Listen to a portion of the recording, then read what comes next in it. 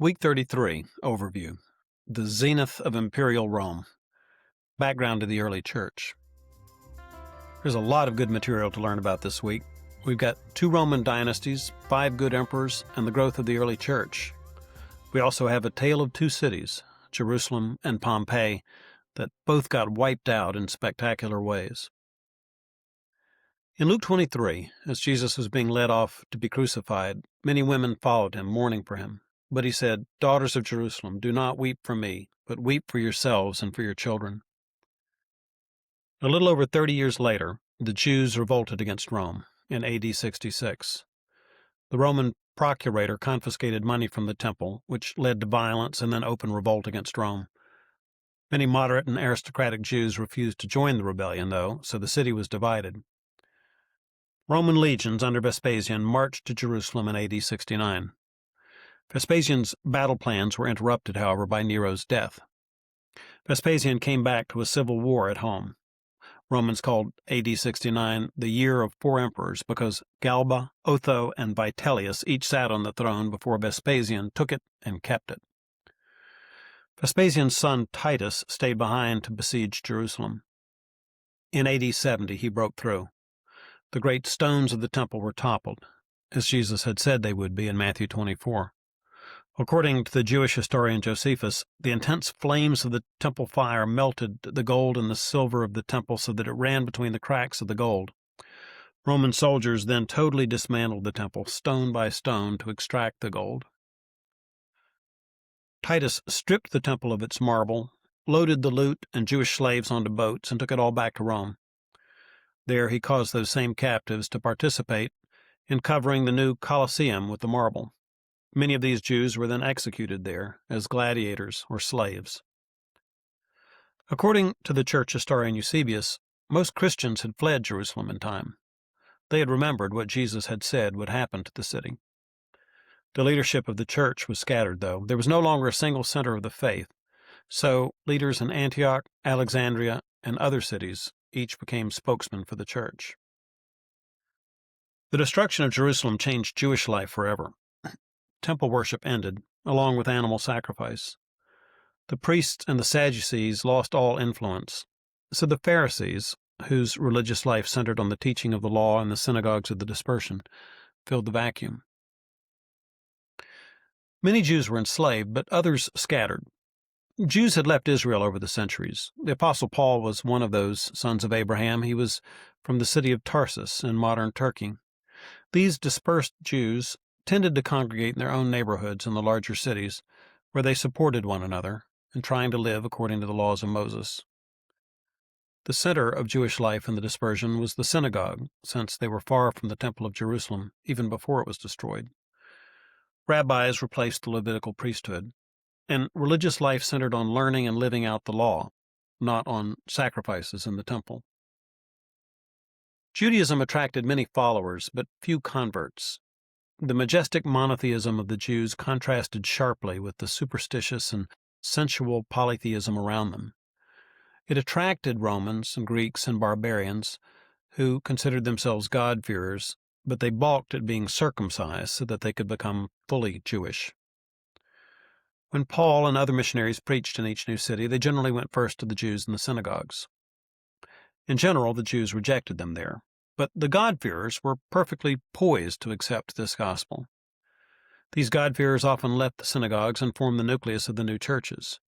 From there, the gospel spread out across the Roman Empire. The empire was good for the gospel, although it was hard on Christians.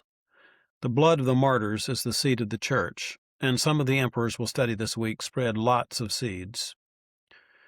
Last week, we studied the first 5 emperors, the heirs of Julius Caesar. When Nero killed himself, Rome went through a civil war in the year of the 4 emperors, and then Vespasian, whose full name was Titus Flavius Vespasianus, began the Flavian dynasty. The Flavian dynasty consisted of 3 emperors, Vespasian and his 2 sons, Titus and Domitian. When Vespasian died, Titus, the destroyer of Jerusalem, took over the Roman Empire. That year, Mount Vesuvius blew up and wiped out a vast and populated area on the coast of Italy. Christians and Jews alike called it God's judgment on Rome. Modern archaeologists know a lot about this eruption because it completely buried two whole cities, Pompeii and Herculaneum. The cities were buried under ash, not molten lava, so all the fine details of Roman life in the first century have been preserved, frozen in time at August 24th in AD 79. At that time, Pompeii probably had at least 20,000 inhabitants. It was a resort area. We have an eyewitness account of the eruption from Pliny the Younger, whose uncle, Pliny the Elder, died while trying to save people from the eruption. The younger Pliny writes, "Ashes were already falling, not as yet very thickly. I looked around. A dense black cloud was coming up behind us, spreading over the earth like a flood. We had scarcely sat down to rest when darkness fell. Not the dark of a moonless or cloudy night, but as if the lamp had been put out in a closed room. You could hear the shrieks of women, the wailing of infants, and the shouting of men. Some were calling their parents, others their children, or their wives, trying to recognize them by their voices. People bewailed their own fate or that of their relatives, and there were some who prayed for death in their terror of dying. Many besought the aid of the gods, but still more imagined there were no gods left, and that the universe was plunged into eternal darkness forevermore. Ashes fell on us. We rose from time to time and shook them off, otherwise we should have been buried or crushed beneath their weight. I could boast that not a groan or a cry of fear escaped me in these perils, but I admit that I derived some poor consolation in my mortal lot from the belief that the whole world was dying with me, and I with it." Well, the eruption of Vesuvius was horrific, but it was not the last of Titus's troubles. A major fire broke out soon after that in Rome, and then a plague struck the city. Rebellion broke out, too. Titus died of a fever after only 2 years in office, and his brother Domitian took over. Domitian was a terrible emperor. The economy took a nosedive, so he devalued the money and raised taxes. Despite this, he still spent huge amounts of public money building 50 new buildings around Rome. Domitian had a passion for arts and sports. He invented the Capitoline Games, in imitation of the Greek Olympics. He loved gladiatorial combat and came up with novelties like dwarf gladiators or battles between women. He was hard on Christians and Jews, with major persecutions during his reign. He was also a paranoid nut. He hated the aristocracy, executed many noble men, and took much power away from the Senate. In the end, several senators conspired against him, had him killed, and tried to blot out his memory forever. Under a Roman custom known as damnatio memoria, they tried to erase every record of Domitian from the history books. Thus ended the Flavian dynasty. The Senate appointed a new man to succeed him, Nerva, the first of the 5 good emperors. The 5 good emperors were Nerva, Trajan, Hadrian, Antoninus Pius, and Marcus Aurelius. Roman historians saw these 5 as just and able rulers and noble men. Good is a relative term, of course. All of them were good as compared with the insane Caligula, depraved Nero, or paranoid Domitian. None of them were Christians, of course, and all used violence to some degree or other in the course of their reigns. As with all real men, each had his own strengths and his weaknesses. But for this relatively brief period, Rome hit the sweet spot. There was peace and prosperity throughout the empire. The nightmare of the civil wars had passed. Rome ruled the world, and even more impressive, it ruled itself. One reason for this streak is that the first of these 5 changed the way new emperors were chosen. During his reign, Nerva chose a junior emperor, designated a Caesar, who was to succeed him.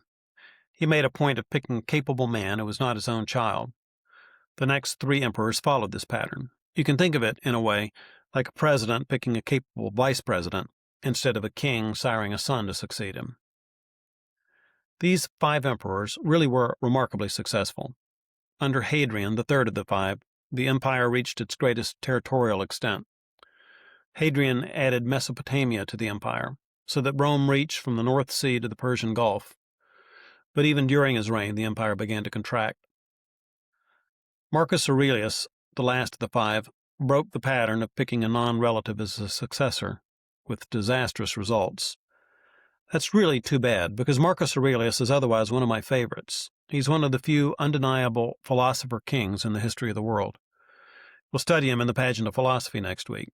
He was a strong emperor, full of personal virtues and skilled in governing. But Marcus Aurelius was the last of the 5 good emperors, and it really was his own fault.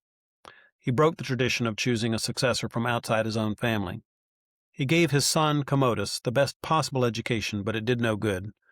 Commodus was a wicked man and a frightful emperor. We've seen this before. Solomon was a philosopher king too, but his son Rehoboam split Israel in half. After Commodus died, chaos and violence broke out. Over the next 50 years, 60 men were proclaimed emperor, usually by the armies they led. The Pax Romana, the Peace of Rome, that had begun 200 years earlier with Caesar Augustus was over, never to return. By the time the Pax Romana ended, however, the Roman Empire had fulfilled many of God's purposes for it. The empire proved that some of the Jewish political leaders feared Rome more than they feared God, so that they crucified their promised Messiah. But Roman roads and Roman rule enabled the gospel to spread quickly from city to city. Even the imperial persecutions had their purpose. God used the blood of the martyrs as the seed of the church.